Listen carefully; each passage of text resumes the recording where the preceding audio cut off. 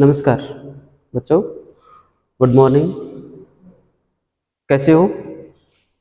उम्मीद करता हूँ बहुत अच्छे होंगे और पढ़ाई भी अच्छी चल रही होगी और स्वास्थ्य भी ठीक होगा। तो आज की इस वीडियो में हम क्या पढ़ेंगे वो पहले मैं बता देता हूँ। इस वीडियो में हम पढ़ेंगे कंप्यूटर से संबंधित क्लास। ये जो है वीडियो कंप्यूटर से संबंधित रहेगा। इसमें सबसे पहले हम कंप्यूटर की बेसिक नॉलेज देख लेंगे। बेसिक नॉलेज में जो सामान्य ज्ञान है कंप्यूटर का वो करेंगे। उसके बाद जो आपके RSCIT है, RSCIT इसमें मेन फोकस रहेगा। इसके अनुसार उस RSCIT का जो सिलेबस है उसके अनुसार ही आपकी ये क्लास रहेगी। ज़्यादातर जो फोकस है उसी के अनुसार उसी पे रहेगा, ठीक है। और वैसे तो ये जो क्लास है वो सबके लिए उपयोगी रहेगी, जैसे LDC, पटवारी, ग्राम सेवक, और आजकल जो रीट की वैकेंसी आती है उसमें भी मास्टर वाली, उसमें भी एक आने लग गया कंप्यूटर। और RSCIT करने वाले रेगुलर और नॉन रेगुलर सभी प्रकार के बच्चों के लिए उपयोगी रहेगा। शुरू में हम इसकी बेसिक नॉलेज लेंगे। उसके बाद जो इसके कंप्यूटर की परिभाषा के बाद हम इनके प्रकार, और प्रकार के बाद इन सभी की जो परिभाषाएं हैं, उदाहरण हैं, फिर इनके प्रकार, फिर कंप्यूटर के उपकरण, फिर कंप्यूटर के जो सॉफ्टवेयर हैं तो वो कितने प्रकार के होते हैं वो। और इसके अलावा हम इस कंप्यूटर में बाकी जो आगे के जो वीडियो होंगे उसमें प्रैक्टिकल से संबंधित, यानी जो ये तो नॉर्मल जो बेसिक नॉलेज है उसमें ही आ जाते हैं सारे। और उसके बाद धीरे धीरे करके पूरा आपका जो RSCIT का जो सिलेबस है वो पूरा कवर करने वाले हैं। साथ में ही जब भी प्रत्येक लेसन जो पूरा हो जाएगा उसके आगे के जो क्वेश्चन है उस पर हम एनालाइज करेंगे, उस पर हम चर्चा करेंगे। और जो पहला प्रैक्टिकल है उसके बाद पहला प्रैक्टिकल भी करेंगे। आपके RSCIT में 15 प्रैक्टिकल होते हैं। 15 प्रैक्टिकल में हम जैसे ही पहला पार्ट या पहला चैप्टर पूरा हो जाएगा तो उससे संबंधित जो प्रैक्टिकल के क्वेश्चन है वो भी करवाएंगे, ठीक है। तो आगे बढ़ते हैं। देखिए, कंप्यूटर सब जानते हैं। आज का क्षेत्र, आज के इस जीवन में, आज के इस युग में कोई भी क्षेत्र शायद ऐसा नहीं होगा जिसमें कंप्यूटर उपयोगी ना हो, काम में नहीं आता हो। तो कंप्यूटर में अगर अपन बात करें तो कंप्यूटर क्या चीज़ है? कंप्यूटर कोई किसी व्यक्ति का नाम नहीं है, ये तो सबको पता है। ये क्या है? एक इलेक्ट्रॉनिक मशीन है, उपकरण है। अब इलेक्ट्रॉनिक मतलब उसमें लाइट का उपयोग पक्का किया हुआ होता है, ठीक है। तो इलेक्ट्रॉनिक उपकरण है जो उपयोगकर्ता मतलब हम लोग, हम क्या उपयोग ही कर रहे हैं कंप्यूटर का, ठीक है। कंप्यूटर हमारा उपयोग थोड़ी ना कर रहा है, ठीक है। तो एक इलेक्ट्रॉनिक उपकरण जो उपयोगकर्ता से डेटा क्या होता है? डेटा का मतलब सूचना, हम क्या करवाना चाहते हैं उनसे, वो डेटा ही है जो व्यवस्थित रूप से हम कंप्यूटर को देते हैं। तो एक इलेक्ट्रॉनिक उपकरण जो उपयोगकर्ता से डेटा के रूप में इनपुट प्राप्त कर, प्रोसेसिंग, इनपुट प्राप्त कर मतलब वो ग्रहण करता है। जो चीज कंप्यूटर ग्रहण करता है उसको अपन क्या कहते हैं? इनपुट, ठीक है। तो इनपुट कर प्रोसेसिंग का मतलब है वो कैलकुलेशन करके, कैलकुलेशन मतलब अपनी जो है जो भी हमने डाटा दिया है उसके सॉल्यूशन करेगा वो अपने तरीके से, ठीक है। तो इनपुट प्राप्त कर प्रोसेसिंग के बाद उपयोगकर्ता के अनुसार आउटपुट प्रदान करता है। हम जो चाहते हैं वो हमें प्रस्तुत कर देगा।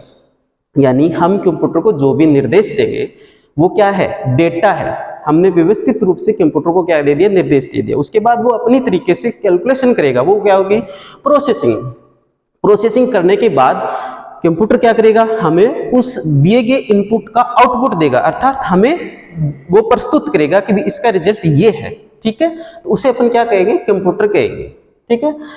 थोड़ा कंप्यूटर के जनक की बात करें तो भारत में है विजय भाटकर। भैया अपन भारतीय हैं तो विजय तो होंगे, विजय हैं तो विजय भाटकर। जबकि अगर विश्व स्तर पर बात करें तो चार्ल्स बेबेज, ये इंग्लैंड के रहने वाले थे। इनको कंप्यूटर के जनक के रूप में भी जाना जाता है, ठीक है। उसके बाद कंप्यूटर की फुल फॉर्म की बात करें तो यहाँ जो कंप्यूटर के शब्द देख रहे हैं, एक एक जो अंक अक्षर देख रहे हैं, उनको लेकर के इसकी फुल फॉर्म बनाई हुई है। वैसे तो इसे याद रखना कोई खास जरूरी नहीं है, याद हो जाए तो अच्छी बात है, वरना शाब्दिक अर्थ समझ लो इसका। Common operating machine purposely used for technological and educational research. क्या?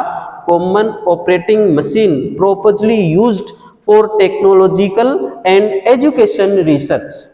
ठीक है, कॉमन का मतलब सब में, ऑपरेटिंग मशीन यानी जो ऐसी मशीन जो सब में काम आ जाए, तो कॉमन ऑपरेटिंग मशीन प्रोपोजली यानी प्रॉपर रूप से, और किस किस क्षेत्र में काम आ जाए? टेक्नोलॉजी, तकनीकी क्षेत्र और शिक्षा के क्षेत्र में रिसर्च के रूप में काम ली जाए, वो क्या है? कंप्यूटर है। यानी एक ऐसी मशीन या ऐसा उपकरण जो क्या करे, जिनका उपयोग तकनीकी और शिक्षा के क्षेत्र में रिसर्च करने के लिए उपयोग में लिया जाए, वो क्या है?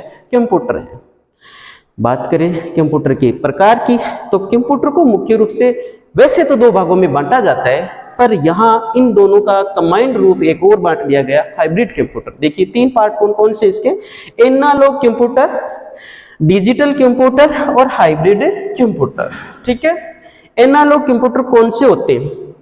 एनालॉग में क्या किया जाता है? एनालॉग में वो आते हैं जैसे ऐसे कंप्यूटर जो क्या करते हैं, तापमान को माप लिया, मापने के बाद वो क्या करते हैं, वो जो तापमान आया है, जो तापमान का रिजल्ट आया, वो अंकों के रूप में प्रदर्शित कर देते हैं अपने सामने, वो क्या है?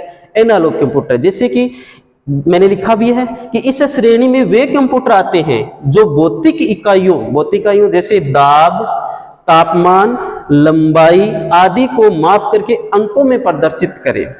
ठीक है, समझ रहे हो बात? यानी ये डिजिटल रूप में प्रस्तुत नहीं कर रहा है, अंक प्रदान कर रहा है, हमें अंकों के रूप में उसका मान बता रहा है, उसका रिजल्ट हमें दे रहा है। ठीक है, उसके बाद है डिजिटल कंप्यूटर। ऐसे कंप्यूटर जो डेटा और प्रोग्राम को क्या करे, 0 और 1 में परिवर्तित कर इलेक्ट्रॉनिक रूप में बदलते हैं।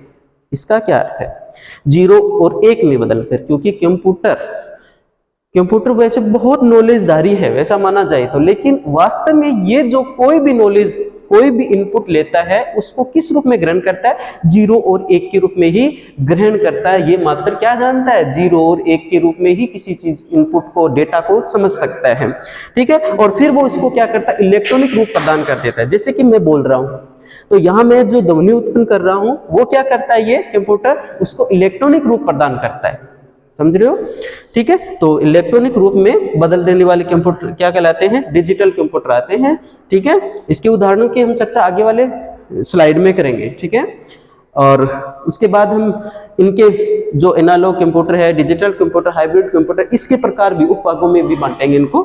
तीसरा है हाइब्रिड कंप्यूटर। हाइब्रिड कंप्यूटर का मतलब है इन दोनों की जो कंप्यूटर, एनालॉग और डिजिटल कंप्यूटर, दोनों का काम अकेला ही कर दे, अर्थात अनेक प्रकार के जो कंप्यूटर हैं उनको संयुक्त रूप से अकेला ही कार्य कर दे, तो वो क्या होते हैं? हाइब्रिड कंप्यूटर होते हैं। ये संयुक्त रूप से सबका काम अकेला ही कर देता है, तो ये हाइब्रिड कंप्यूटर, अर्थात ऐसा कंप्यूटर जो एनालॉग और डिजिटल, यानी ऐसा कंप्यूटर जिनमें एनालॉग और डिजिटल दोनों के गुण हो, वो क्या होते हैं? हाइब्रिड कंप्यूटर होते हैं। ठीक है, और आजकल जो विशेष तौर से ये कम चलन में है, बाकी ये डिजिटल कंप्यूटर है और हाइब्रिड कंप्यूटर है, ये ज्यादा चलन में आ रहे हैं। और विशेष तौर से आपको पता है कि विभिन्न प्रकार के जो अलग अलग काम करने के लिए अलग अलग कंप्यूटर थे, उनको अब एक रूप में बदलने की कोशिश की जा रही है धीरे धीरे, तो उन सबको हाइब्रिड रूप दिया जा रहा है। ये थोड़ा कम है, ये पहले ज्यादा यूज किया जाता था, इन्हीं का काम अब ये कंप्यूटर और ये कंप्यूटर करने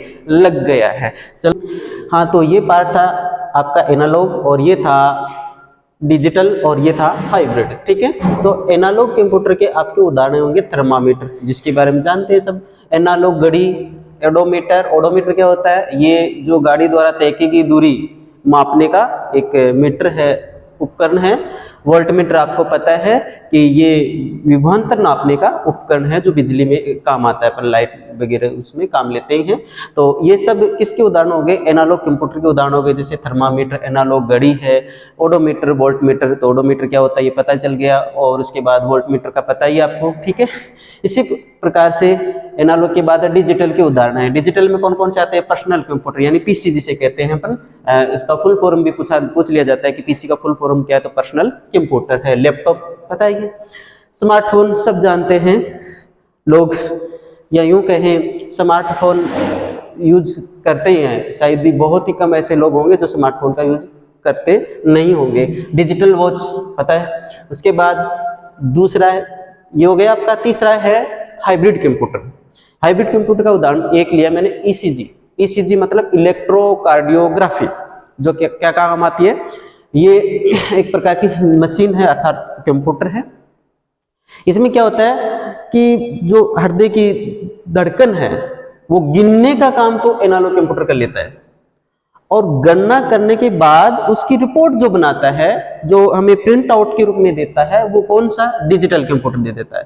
तो मैंने बताया था ना कि जो हाइब्रिड कंप्यूटर हैं, हाइब्रिड कंप्यूटर क्या करते हैं, दो या दो से अधिक या यूं कहे अनेक कंप्यूटरों का अकेला ही काम करता है। ठीक है, तो ये देखो यहाँ एनालॉग की इस ईसीजी में एनालॉग कंप्यूटर की आवश्यकता पड़ी, और इसके बाद किसकी, डिजिटल की। तो अलग अलग यूज न कर करके अब क्या कर लिया गया, हाइब्रिड कंप्यूटर में दोनों को संयुक्त रूप बना दिया जाता है। जैसे एनालॉग और डिजिटल को एक संयुक्त रूप में क्या बना दिया, नया एक कंप्यूटर बना दिया ईसीजी के रूप में। ठीक है, तो यहाँ करते क्या है, इसमें एनालॉग का यानी जो हृदय की गणना है वो कौन सा कंप्यूटर कर लेता है, एनालॉग कर लेता है, और उसकी रिपोर्ट जो बनाता है, जो हमें आउटपुट के रूप में दे देता है, वो कौन होता है, डिजिटल। ठीक है, और हमें जो आउटपुट के रूप में स्क्रीन पर दिखता है वो एक ग्राफ के रूप में भी दिखता है, तभी तो इसका नाम है ग्राफ, इलेक्ट्रोकार्डियोग्राफी। ठीक है, आगे बात समझ में। तो ये तो थे हमारे एनालॉग, डिजिटल और हाइब्रिड कंप्यूटर के उदाहरण। फिर आगे हम देख रहे हैं कि हमने जो डिजिटल कंप्यूटर है उसको भी विभाजित कर दिया है। ठीक है, यूं कहें कि ये जो डिजिटल कंप्यूटर का जो विभाजन मैंने किया है वो कंप्यूटर की क्षमता, भंडारण, और उन भंडारण का मतलब स्टोर करने की, और उसकी बाद उसके आकार, इस आधार पर हमने उसको क्या कर दिया गया, चार उपभागों में बांट लिया गया है।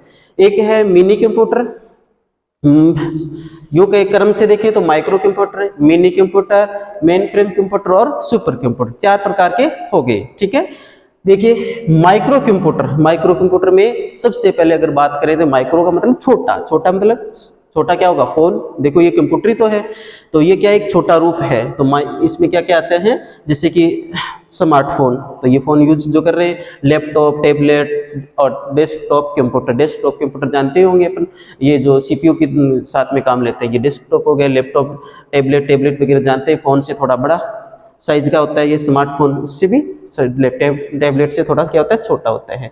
तो ये तो हो गए आपके माइक्रो कंप्यूटर के उदाहरण। उसके बाद है मिनी कंप्यूटर। मिनी कंप्यूटर में आप देख रहे हैं दो उदाहरण है, K202, ऐसे याद कर सकते हैं, K202। दूसरा है SDS 92, यानी एक तो हो गया के, ये मतलब पूछा जा रहा है कि आपको मिनी कंप्यूटर का एक उदाहरण बताओ, तो अगले को पूछ लो के, यानी के का मतलब K202, याद कर लो ऐसे 202, SDS 92। ठीक है, उसके बाद है main frame computer. Main frame computer के उदाहरण है ICL VME, सीधे सीधे ऐसे याद कर लो, ICL VME। क्या इसकी फुल फॉर्म अपन याद कर भी नहीं सकते, बहुत बड़ी हो जाएगी। Z800। उसके बाद है सुपर कंप्यूटर, जो सबसे ज्यादा पावरफुल है, इसकी भंडारण क्षमता और कार्य क्षमता बहुत ज्यादा है। आपको पता है इन सभी कंप्यूटरों से सबसे ज्यादा जो क्षमता होती है वो सुपर कंप्यूटर की होती है। इसकी हर काम में जो कार्यशैली है, जो गणना करने या यूं कहें कि प्रत्येक काम में जो क्षमता है वो बहुत ज्यादा होती है। जैसे कि एक उदाहरण दिया है सिकोया, ये अमेरिका का है। ठीक है, ये जो सिकोया नाम करके जो कंप्यूटर है वो अमेरिका में बना हुआ है, ये अमेरिका का है। दूसरा के कंप्यूटर, ये के कंप्यूटर जो है वो है जापान का, जो जापान में बना था, और हमारे भारत का जो सुपर कंप्यूटर है उसका नाम है परम कंप्यूटर। ठीक है, इस तरह से हम देख रहे हैं कि हमने डिजिटल कंप्यूटर को भी विभाजित करके थोड़ा इनके उदाहरण लिए और समझने की कोशिश की है। उसके बाद अपन इनको याद कैसे रखें, इसके लिए मैंने एक ट्रिक बना रखी है। वो ट्रिक है मामी में सुपर कंप्यूटर। कैसे याद करोगे, मामी में सुपर कंप्यूटर। ठीक है, मामी में सुपर कंप्यूटर, भाई पढ़ लिया करो, ऐसे सुपर कंप्यूटर नहीं बनोगे। मम्मी के पास जाओगे, कहोगे मामी में सुपर कंप्यूटर, मम्मी बना देगी सुपरमैन, ध्यान कर लेना। ठीक है, तो पढ़ोगे तो वास्तव में क्या बन जाओगे, सुपर कंप्यूटर की तरह ही बन जाओगे, आपकी कार्य क्षमता सुपर कंप्यूटर की तरह ही हो जाएगी। ठीक है, तो हम देखिए माँ से क्या हो गया, माइक्रो कंप्यूटर, मी से क्या हो गया, मिनी कंप्यूटर, सू से क्या हो गया, सुपर से देखो इससे बीच में देखो मे से हो गया मेन फ्रेम कंप्यूटर, यानी माँ से हो गया माइक्रो कंप्यूटर, मी से हो गया मिनी कंप्यूटर, मे से हो गया मेन फ्रेम कंप्यूटर, और ये लास्ट वाला सुपर कंप्यूटर है। ये इस तरह से हमने आज कंप्यूटर का बेसिक नॉलेज लिया है, थोड़ा पढ़ा है, उसके उदाहरण लिए हैं, उनके प्रकार पढ़े हैं, और प्रकारों को हमने ट्रिक के माध्यम से थोड़ा याद भी करने की कोशिश की है। और अगले वाले वीडियो में हम कंप्यूटर के इनपुट पार्ट, आउटपुट, उसकी जनरेशन, उसके बाद उसके उपकरण, और उपकरणों के बाद उनकी जो मेमोरी है उसके बारे में आगे की कक्षाओं में धीरे धीरे सभी चैप्टर हैं वो क्लियर कर लेंगे। ठीक है, थैंक यू। और वीडियो को लाइक करें, शेयर करें और सब्सक्राइब करें।